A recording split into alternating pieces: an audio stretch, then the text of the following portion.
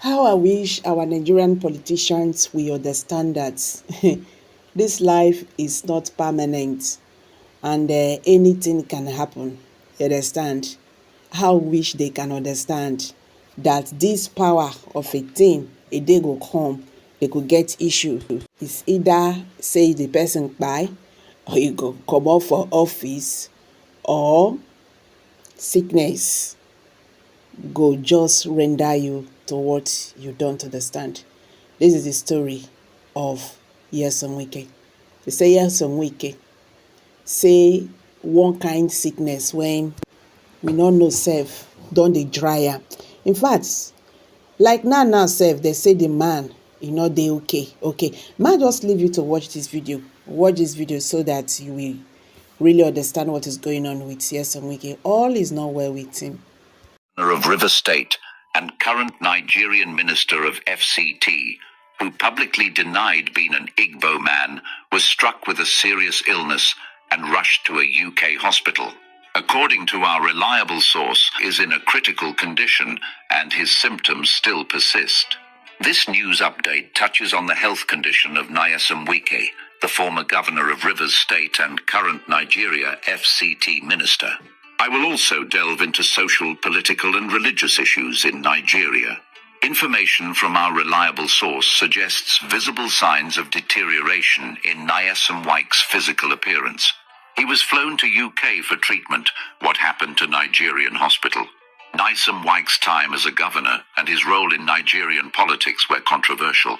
He is the most controversial politician in Nigeria.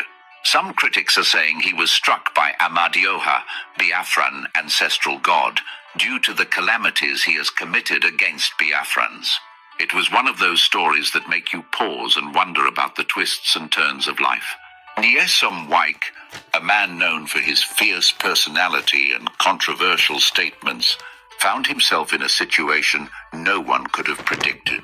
Once the governor of Rivers State, and now the Federal Capital Territory Minister, Nyesom Wike is a figure whose name sparks reactions across Nigeria. Whether it's admiration or criticism, he's never been a stranger to public scrutiny. But this time, the story isn't about his political maneuvers. It's about his health. Imagine this. A powerful man who's built a career on being larger than life suddenly appears frail and in need of urgent medical attention. According to reports, Nyesom Wike's condition had deteriorated to the point where he was rushed to the United Kingdom for treatment. This raised questions about the state of healthcare in Nigeria.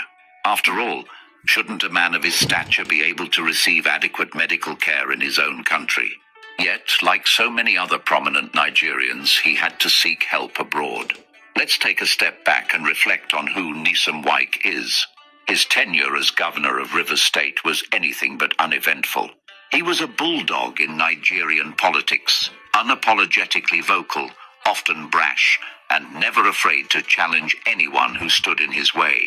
From his high-profile clashes with political opponents to his infamous statements about not identifying as Igbo despite his cultural roots, Nyesom Wike was a lightning rod for controversy.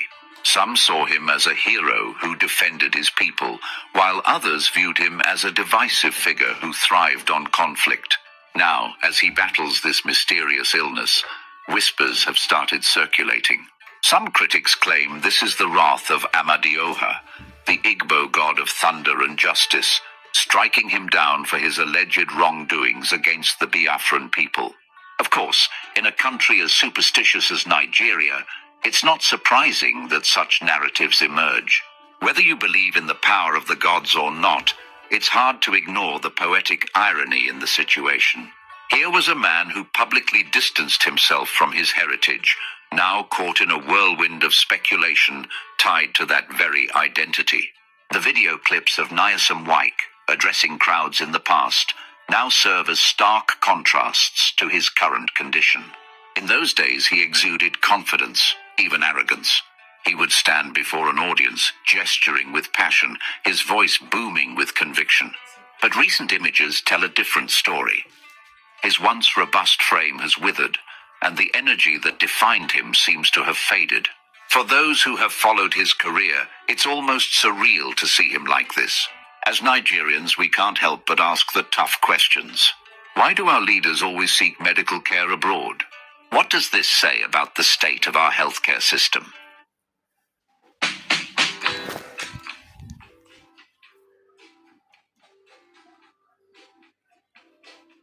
Say about the state of our healthcare system.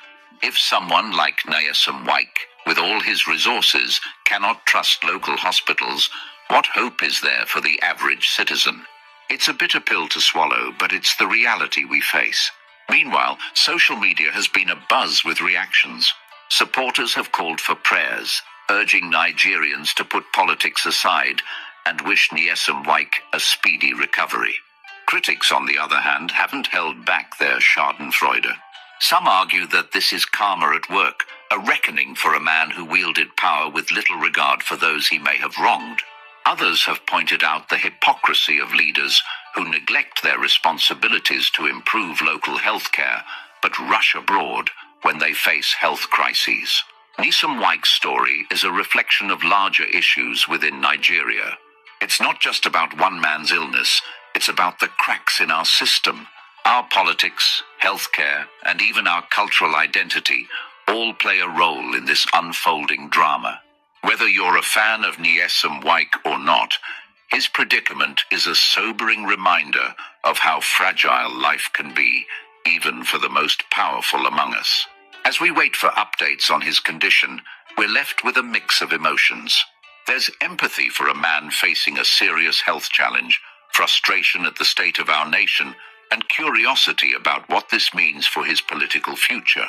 Will this experience change him? Will it make him more humble, more reflective? Or will he bounce back with the same fire and fury that have defined his career? One thing is certain, Nyesom Wike's story isn't over. Whether this chapter ends in recovery or something more tragic, it will undoubtedly leave a mark on Nigeria's political landscape. And as we watch from the sidelines, we're reminded that even the mightiest